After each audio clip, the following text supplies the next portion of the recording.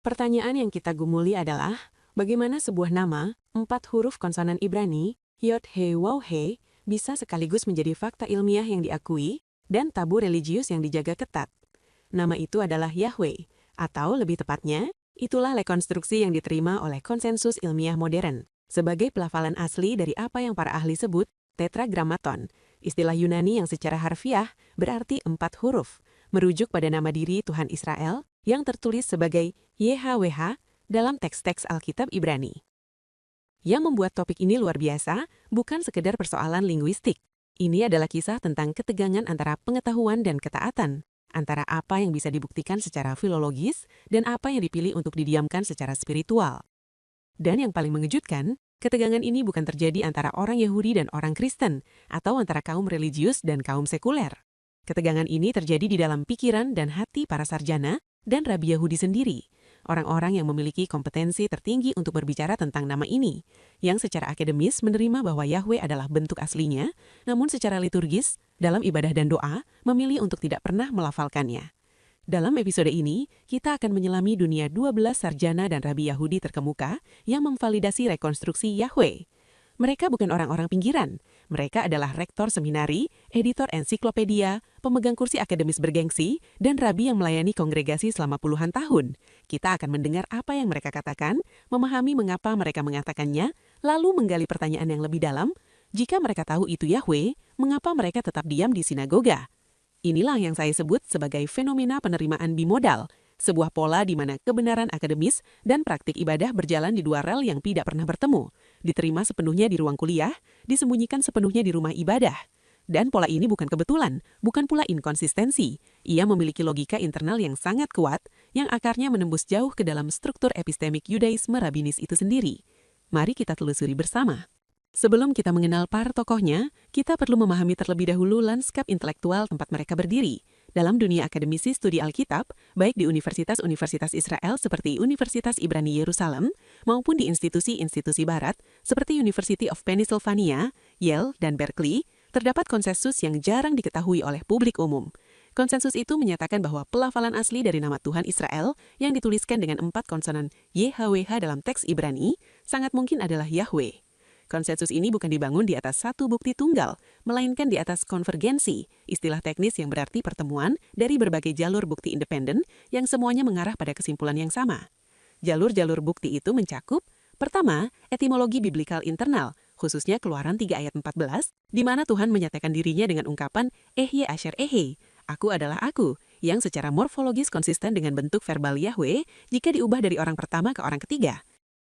Kedua, transkripsi Yunani kuno, di mana para penulis gereja mula-mula dan papirus-papirus magis mencatat nama ini dalam huruf Yunani sebagai Iahwe atau Iahwe, bentuk-bentuk yang fonetisnya sangat dekat dengan Yahweh. Dan ketiga, elemen teoforis, yaitu potongan nama ilahi yang tertanam di dalam nama-nama manusia Ibrani, seperti akhiran Ahyu dalam Yeshayahu, Yesaya, Eliyahu, dan Netanyahu, serta bentuk short Iyah dalam seruan liturgis Haleluya, yang secara fonetis mengkonfirmasi vokal A pada suku kata pertama. Namun yang paling mencolok adalah apa yang terjadi setelah konsensus ini tercapai. Tidak ada perubahan dalam praktik. Rabi Profesor Jeffrey T. Guy dari University of Pennsylvania, seorang sarjana Alkitab Ibrani yang ordinasi rabinisnya berasal dari Jewish Theological Seminary, seminari tertinggi Yudaisme konservatif, merumuskan pola ini dengan presisi yang sempurna. Ia menulis, in Jewish practice, wherever the Hebrew text says YHWH, it is usually pronounced Adonai and not Yahweh. Kalimat ini bukan keluhan, bukan penyesalan. Ini adalah deskripsi normatif, sebuah pernyataan tentang bagaimana hal itu seharusnya dilakukan dalam praktik Yahudi. Fakta diterima, praktik tetap. Lalu, siapa sajakah 12 sarjana dan rabi Yahudi yang dimaksud? Dan bagaimana mereka dipilih? Ini bukan daftar yang disusun secara sembarangan. Setiap individu dalam kompilasi ini harus memenuhi 2 kriteria kumulatif yang ketat. Kriteria pertama, identitas Yahudi yang terverifikasi. Ini berarti pendidikan di Yesivah, yaitu lembaga pendidikan tradisional Yahudi yang mengajarkan Talmud dan hukum rabinis, atau ordinasi rabinis dari seminari yang diakui, ataupun posisi akademisi dalam program studi Yahudi di universitas terkemuka. Kriteria ini disengaja diterapkan untuk memastikan bahwa suara-suara yang tercatat memang berasal dari dalam tradisi Yahudi, bukan dari pengamat luar. Kriteria kedua, publikasi eksplisit yang dapat dilacak. Pernyataan penerimaan Yahweh harus tertulis dalam buku, jurnal atau ensiklopedia ilmiah, bukan sekedar opini lisan dalam seminar atau percakapan pribadi. Tingkat penerimaan kemudian digradasi dalam 3 kategori. Pertama, strong, yang berarti pernyataan tegas bahwa nama itu diucapkan Yahweh atau bahwa rekonstruksi ini secara efektif sudah mapan. Kedua, probabilistik yang menggunakan bahasa seperti probably pronounced Yahweh atau most likely Yahweh. Dan ketiga, kontekstual yang berarti penggunaan Yahweh sebagai label konvensional standar untuk YHWH dalam publikasi akademisi tanpa argumen panjang di setiap kemunculannya karena hal itu sudah dianggap lazim dan tidak memerlukan pembenaran ulang. Dengan filter 2 ini, kita mendapatkan 12 nama yang tersebar lintas denominasi, dari Ortodoks hingga Reformasi, dari Italia abad ke-19 hingga Israel kontemporer, dari ensiklopedis klasik hingga ekseget modern, dan justru keragaman inilah yang membuat temuan ini sangat kuat. Penerimaan Yahweh bukan milik satu faksi atau satu era, melainkan konsensus yang melampaui batas-batas internal Yudaisme rabbinis itu sendiri. Mari kita telusuri bersama. Mari kita mulai dari kelompok pertama, para ensiklopedis. Mereka adalah penjaga gerbang pengetahuan referensi, orang-orang yang menulis entry dalam karya-karya standar yang dikonsultasi oleh generasi demi generasi sarjana dan rabi. Yang pertama adalah Ludwig Blau, seorang rabi Hungaria yang lahir pada 1861 dan wafat pada 3936. Blau bukan sembarang rabi. Ia dididik di 3 yeshivot yang berbeda, termasuk Yeshivot Pressburg, lembaga yang didirikan oleh Hatam Sofer, salah satu otoritas halahis terbesar abad ke-19. Setelah itu, ia melanjutkan ke Budapest Rabbinical Seminary, seminari resmi Gerakan Neolog Hungaria. Gerakan Neolog ini perlu dipahami.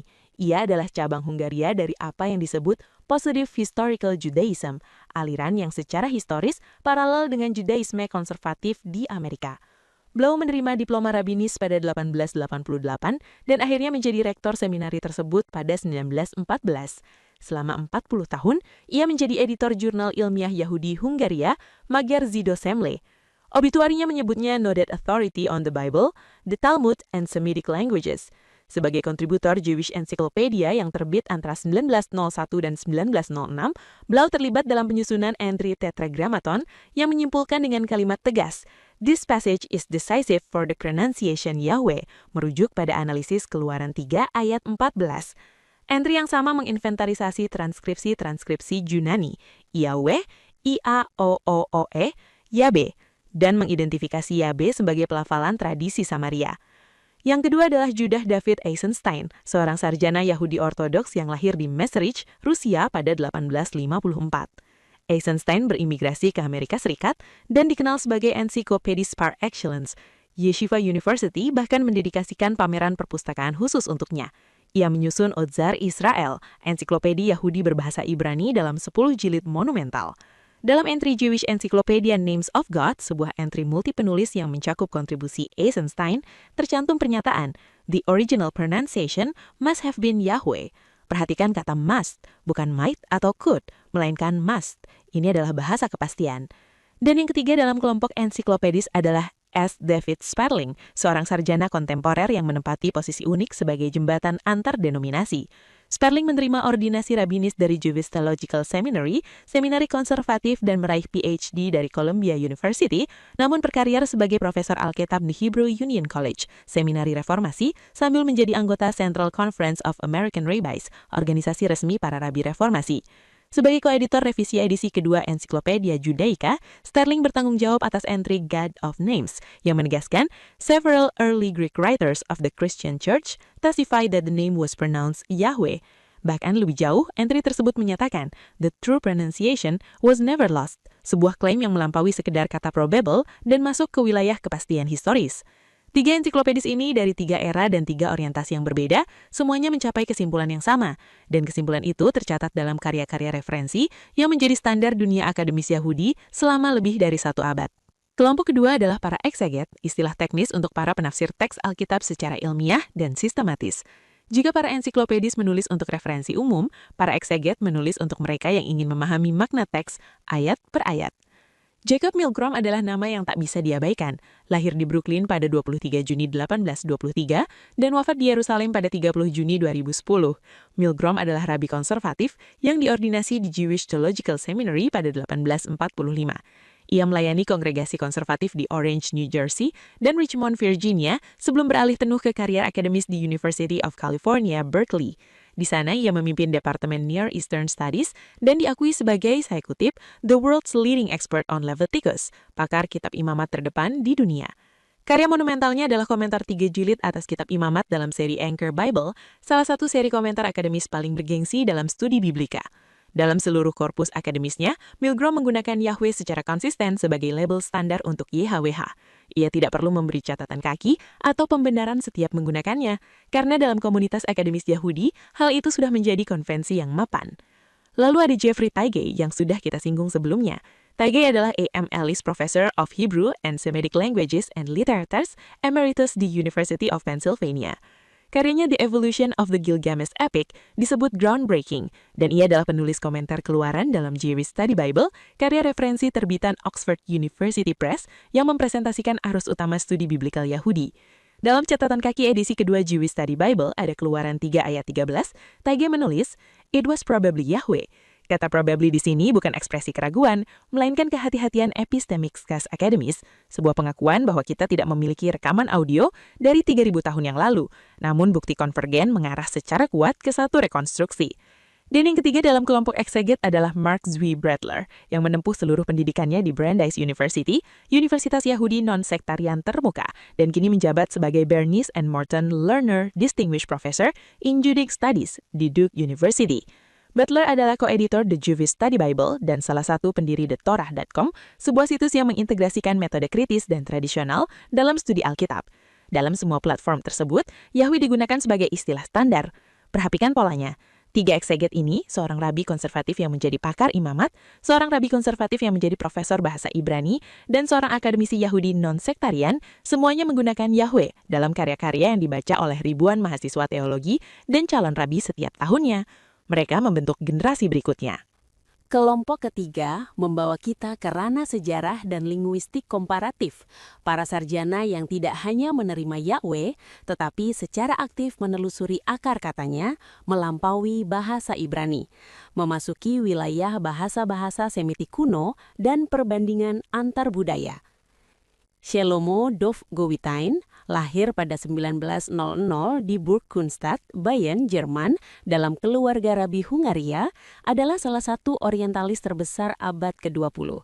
Ia menerima pendidikan Yahudi intensif, termasuk studi Talmud privat, dan pada 1923 bersama sahabatnya Gersom Sholem, pendiri studi Kabalah akademis, berimigrasi ke Palestina.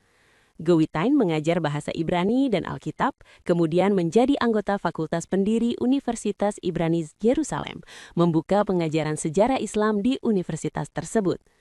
Karya magnum opusnya, A Mediterranean Society, dalam 6 jilid, didasarkan pada dokumen-dokumen Geniza Kairo, sebuah deposit raksasa teks-teks abad pertengahan yang ditemukan di gudang sinagoga Ben Ezra di Kairo.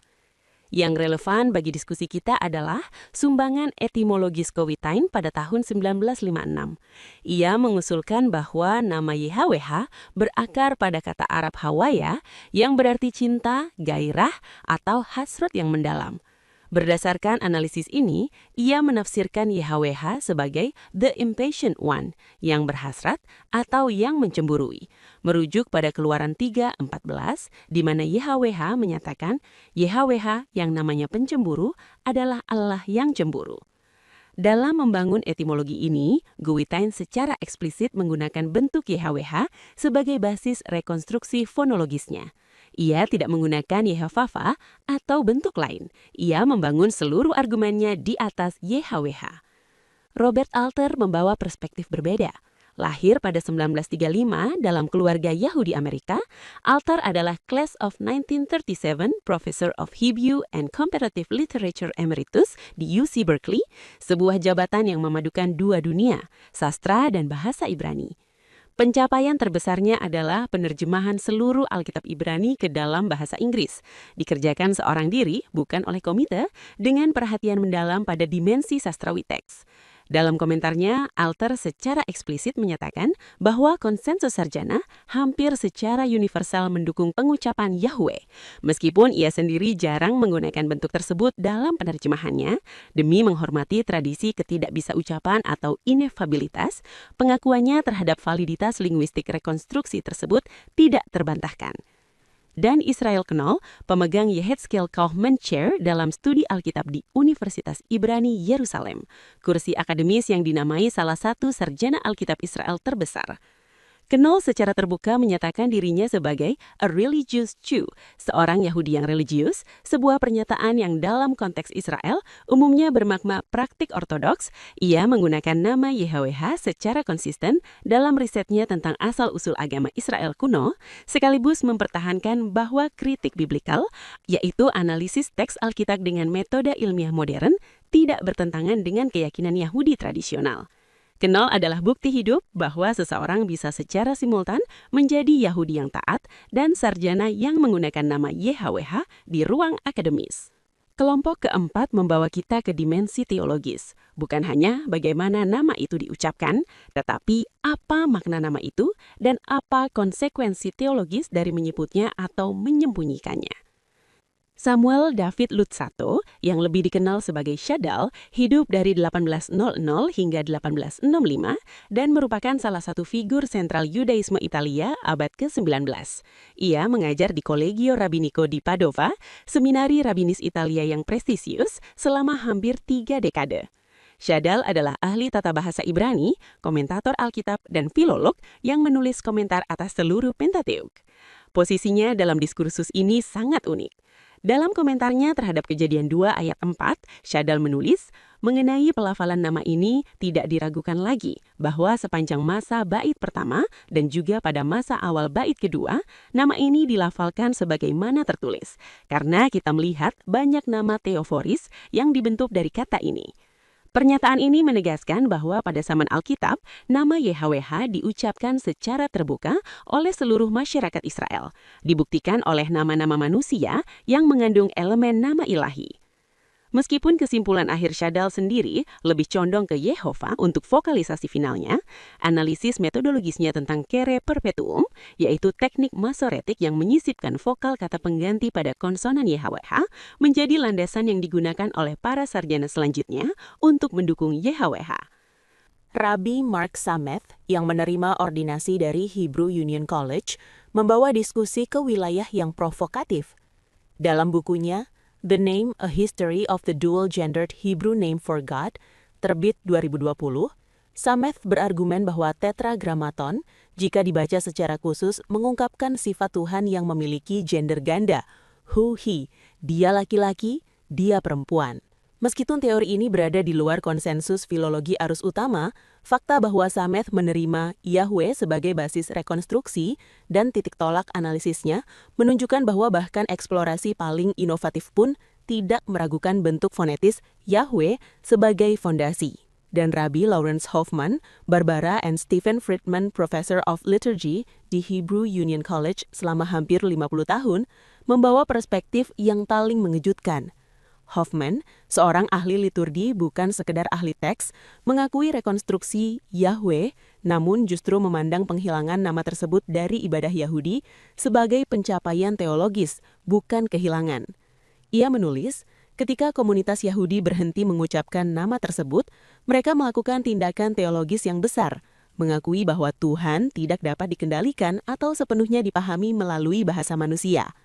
Bagi Hoffman, penggantian Yahweh dengan Adonai atau Hashem bukan degradasi, melainkan elevasi. Dari hubungan yang menamai dan karenanya berpotensi mengobjektifikasi ke hubungan yang menghormati melalui jarak. Sekarang kita tiba pada pertanyaan tak terelakkan. Pertanyaan yang jika kita jujur, mungkin sudah bergejolak di benak pendengar sejak awal. Jika mereka tahu itu YHWH, jika para sarjana dan rabi ini dengan seluruh kompetensi linguistik dan kedalaman pengetahuan Alkitab mereka menerima rekonstruksi ini sebagai fakta sejarah, mengapa mereka tidak mengucapkannya? Mengapa kebenaran akademis ini tidak pernah menembus dinding sinagoga? Jawabannya ternyata bukan ketidaktahuan, bukan pula kemunafikan atau inkonsistensi intelektual. Jawabannya terletak pada sesuatu yang jauh lebih dalam, yaitu ketaatan pada struktur otoritas yang berbeda secara fundamental dari apa yang dikenal oleh tradisi Kristen, terutama tradisi Protestan. Dalam kerangka berpikir seseorang yang terbiasa dengan prinsip sola scriptura, kitab suci saja sebagai otoritas tertinggi, logikanya sederhana. Jika Alkitab mencatat nama itu 6.882 kali, jika Keluaran 3 ayat 15 menyatakan, inilah namaku untuk selamanya, jika Nabi Yoel memerintahkan, setiap orang yang menyeru nama YHWH akan diselamatkan, maka kita harus menyerukannya. Titik.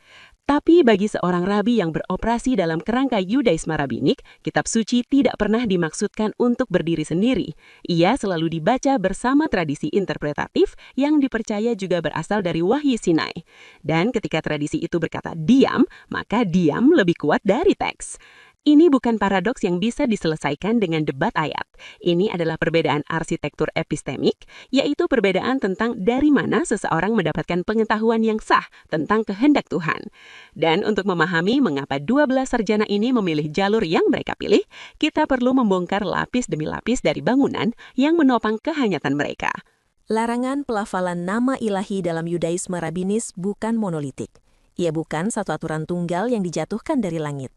Ia adalah konstruksi berlapis, 5 lapisan yang saling memperkuat, masing-masing dengan logikanya sendiri, dan ketika dirangkai bersama, membentuk tembok yang nyaris tak tertembus.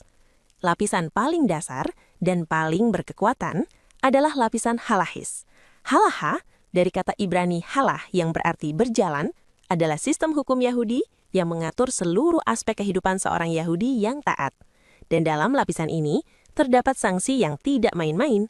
Mishnah Sanhedrin 10.1 secara eksplisit menyatakan bahwa orang yang mengucapkan nama menurut huruf-hurufnya, hahogeh et hashyam beotiotaf, tidak memiliki bagian di dunia yang akan datang. Ini adalah salah satu ancaman spiritual terberat dalam seluruh literatur rabinis, disejajarkan dengan penyangkalan terhadap kebangkitan orang mati dan asal-usul ilahi Taurat. Bagi seorang rabi berordinasi, melanggar ketentuan ini berarti mempertaruhkan keselamatan eskatologisnya, bukan masalah sopan santun, melainkan masalah kekal. Lapisan kedua adalah trauma historis. Nama itu tidak dilupakan, ia didiamkan. Dan pendiaman itu terjadi karena satu-satunya ruang yang diizinkan untuk pelafalannya, Bait Suci Yerusalem, dihancurkan oleh Romawi pada tahun 70 Masehi. Selama Bait Suci masih berdiri, nama YHWH masih diucapkan dalam konteks terbatas, oleh para imam dalam berkah imam di dalam Bait Suci, dan oleh imam besar 10 kali pada hari pendamaian, Yom Kippur, di dalam ruang Maha Kudus. Ketika bangunan itu runtuh, ruang aman untuk pelafalan nama suci ikut lenyap, dan para rabi memberlakukan larangan total sebagai mekanisme perlindungan. Lapisan ketiga adalah teologis. Disinilah pemikir seperti Maimonides dan Nachmanides memberikan justifikasi filosofis. Maimonides dalam Moreh Nefukim, Guide for the Perplexed, menempatkan tetragrammaton sebagai Shem HaEtzem, satu-satunya nama yang menyentuh esensi Tuhan itu sendiri. Sementara semua nama lain hanya merujuk pada tindakannya. Justru karena statusnya yang unik, pengetahuan tentang pelafalannya dianggap sebagai puncak pencapaian spiritual, sesuatu yang hanya layak dimiliki oleh yang telah sempurna secara moral. Lapisan keempat bersifat sosiologis. Penggunaan Hashem secara harfiah sang nama dan Adonai dalam ibadah telah menjadi penanda identitas komunal Yahudi yang sangat kuat. Menyebut Hashem adalah tanda bahwa Anda adalah bagian dari komunitas. Ini berfungsi sebagai boundary marker, penanda batas yang membedakan siapa yang di dalam dan siapa yang di luar. Dan lapisan kelima, yang paling jarang dibicarakan, adalah lapisan identitarian. Substitusi nama ilahi berfungsi sebagai pembeda dari tradisi lain. Kekristenan menggunakan Yahweh atau Jehovah, Karaid menggunakan Yehovah, maka Yudaisme Rabinis memilih tidak melafalkannya sama sekali, menegaskan keunikan posisinya. Mari kita perdalam dua lapisan terbawah yang paling berkekuatan, halakah dan trauma sejarah, karena keduanya lah yang paling sulit dipahami oleh pendengar dari tradisi Kristen. Mishnah Sanhedrin 10.1 bukan sekadar rekomendasi. Dalam hierarki hukum Yahudi, Mishnah memiliki status yang mendekati skriptural. Ia dipercaya sebagai kodifikasi dari Torah Shebe'al-Peh, Taurat lisan, yang menurut tradisi rabinis diwahyukan kepada Musa di Sinai bersamaan dengan Taurat tertulis, lalu ditransmisikan secara lisan dari generasi ke generasi selama lebih dari 1000 tahun, hingga akhirnya dikodifikasi oleh Rabi Yehuda Hanasi sekitar 200 Masehi. Maka ketika Mishnah menyatakan bahwa pelafalan nama menurut huruf-hurufnya mengakibatkan hilangnya bagian di dunia yang akan datang, bagi seorang Yahudi rabinis, pernyataan ini bukan tambahan manusia terhadap firman Tuhan, melainkan bagian dari Wahyu Sinai itu sendiri. Dimensi trauma historis menambah lapisan emosional yang mendalam. Talmud Babilonia dalam traktat Alfodazara 17b-18a mencatat kisah Haninah bin Tradion, seorang Tana, yaitu rabi dari generasi Mishnah, yang dihukum mati oleh otoritas Romawi. Bentuk eksekusinya mengerikan. Ia dibakar hidup-hidup, dibungkus dengan gulungan Taurat, dengan spons basah diterbatkan di dadanya, agar kematiannya lebih lama dan lebih menyakitkan. Salah satu alasan eksekusi yang dicatat adalah karena ia mengucapkan nama sebagai tertulis, Shehaya Hoge et Hashem Beot Yotav. Kisah ini bukan sekedar catatan sejarah, ia menjadi bagian dari memori kolektif Yahudi, sebuah peringatan yang tertanam dalam kesadaran rabinis lintas generasi. Pelafalan nama ini bisa membawa maut. Kombinasi kedua lapisan ini, sanksi eskatologis dari Mishnah dan memori traumatis dari persekusi Romawi, menciptakan hambatan psikologis dan spiritual yang sangat kuat. Bahkan seorang sarjana yang secara intelektual yakin bahwa Yahweh adalah rekonstruksi yang benar, tidak dengan mudah menganjurkan pelafalannya dalam ibadah, karena melakukan itu berarti menantang fondasi Hal-Hais 2 milenium dan mengabaikan pengorbanan mereka yang telah mati demi menjaga kesucian nama tersebut. Tetapi jika kita hanya berhenti pada larangan dan trauma, kita belum menangkap gambaran utuh. Ada dimensi yang lebih halus dan lebih menarik. Teologi substitusi, gagasan bahwa penggantian nama ilahi dengan gelar bukanlah kehilangan melainkan bentuk penghormatan tertinggi. Disinilah Rabbi Lawrence Hoffman memberikan kontribusi intelektual yang paling original. Hoffman melihat transisi dari Yahweh ke Adonai bukan sebagai degradasi, melainkan transformasi paradigma relasional. Perhatikan perbedaannya. Yahweh adalah nama pribadi, nama yang digunakan untuk memanggil seseorang, mendekatinya, bahkan dalam konteks tertentu mengobjektifikasinya. Adonai, sebaliknya, adalah gelar, Tuanku, yang secara inheren menjaga jarak, mengakui hierarki, dan menempatkan yang menyebut dalam posisi hamba bukan rekan. Dalam kerangka berpikir Hoffman, ketika komunitas Yahudi berhenti mengucapkan nama Tuhan dan mulai menggunakan gelarnya, mereka melakukan pergeseran teologis yang sangat mendasar. Dari hubungan yang menamai dan karenanya berpotensi mengontrol, ke hubungan yang mengabdi dan menghormati melalui jarak. Bagi Yudaisme rabinis, menyembunyikan nama adalah bentuk pemuliaan tertinggi. Ini seperti berkata, engkau terlalu agung untuk dinamai oleh lidah manusia. Perspektif ini tentu memiliki keindahan internalnya sendiri, namun ia juga mengandung ketegangan yang tidak bisa diabaikan. Karena argumen Hoffman semenonjol apa juga secara teologis, tetap tidak menjawab satu pertanyaan fundamental. Jika Tuhan sendiri yang memerintahkan agar namanya disebut untuk selama-lamanya dan bagi segala generasi, apakah manusia memiliki otoritas untuk menentukan bahwa menyembunyikan nama lebih menghormati daripada menyebutnya? Apakah jarak yang kita ciptakan sendiri lebih bernilai daripada kedekatan yang Tuhan tawarkan melalui nama pribadinya? Pertanyaan-pertanyaan ini tidak memiliki jawaban sederhana, dan itulah yang membuatnya begitu layak direnungkan. Kita sekarang memasuki akar konflik yang paling mendasar. Dan ini adalah titik yang paling kritis untuk dipahami. Pertentangan antara dua sistem epistemik yang secara struktural tidak kompatibel. Di satu sisi berdiri kitab suci tertulis, Taurat Musa, kitab para nabi, dan kitab-kitab yang memuat perintah eksplisit untuk menyeru nama YHWH. Nabi Yoel menyatakan, setiap orang yang menyeru nama YHWH akan diselamatkan. Keluaran 3 ayat 15 menegaskan, inilah namaku untuk selama-lamanya dan peringatanku bagi segala generasi. Kata Ibrani yang digunakan di sini, zeker, secara leksikografis berarti sesuatu yang harus disebutkan, dikenang, dipanggil, bukan sesuatu yang disembunyikan. Di sisi lain berdiri tradisi interpretatif rabinis yang berpuncak pada Talmud Babilonia Kiddushin 71a. Di sana diceritakan bagaimana Rabba, seorang Amora, yaitu rabi generasi Talmud, hendak mengajarkan pelafalan nama ilahi secara publik, namun dicegah oleh seorang tetua. Tetua itu mengutip Keluaran 3 ayat 15, ayat yang sama, tetapi membaca kata leolam yang berarti untuk selama-lamanya sebagai lealem, yang berarti untuk disembunyikan. Ini adalah permainan konsonan yang mengubah makna secara radikal. Teks yang secara literal memerintahkan agar nama YHWH menjadi peringatan bagi segala generasi, dibaca justru sebagai perintah untuk menyembunyikannya. Metode hermeneutik ini dalam terminologi rabinis disebut derash, penafsiran kreatif, yang dibedakan dari peshat, makna literal teks. Dalam kerangka sola scriptura, Peshat mendahului Derash, tetapi dalam kerangka Yudaisme Rabinis, Derash yang diotorisasi oleh otoritas Rabinis yang diakui memiliki kekuatan normatif yang dapat mengatasi Peshat. Inilah perbedaan arsitektural yang paling fundamental. Para sarjana Yahudi dalam daftar kita beroperasi di dalam kerangka kedua. Kerangka di mana tradisi lisan memiliki otoritas untuk membatasi, mengkualifikasi, dan bahkan menafsirkan ulang teks literal kitab suci tertulis. Namun justru di titik inilah ironi skriptural yang paling tajam terungkap. Karena jika kita kembali ke teks Alkitab Ibrani itu sendiri, ke Taurat tertulis yang diakui oleh semua pihak sebagai otoritatif, kita menemukan sesuatu yang mengejutkan. Tidak ada satu ayat pun dalam seluruh kanon Tanakh yang secara eksplisit melarang pelafalan nama ilahi. Mari kita periksa bersama. Keluaran 3 ayat 15 kita sudah bahas ya, secara literal memerintahkan pelafalan, bukan penyembunyian. Yoel 3 ayat 5 menautkan seruan nama YHWH dengan keselamatan. Yesaya 12 ayat 4 memerintahkan, serulah namanya, beritahukanlah perbuatannya di antara bangsa-bangsa. Mazmur 105 mengulangi perintah yang sama. Dalam narasi Alkitab, nama YHWH diucapkan secara terbuka dan biasa oleh semua lapisan masyarakat Israel, bukan hanya imam atau nabi. Boas, seorang petani di ladang Bethlehem, menyapa para penuainya, YHWH besertamu.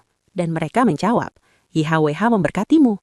Ini percakapan sehari-hari, tidak ada konteks sakral khusus, tidak ada ritual pembatas. Nama itu hidup di bibir rakyat biasa.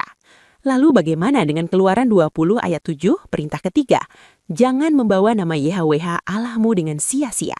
Bukankah ini melarang pelafalan? Analisis leksikografis menunjukkan bahwa tidak.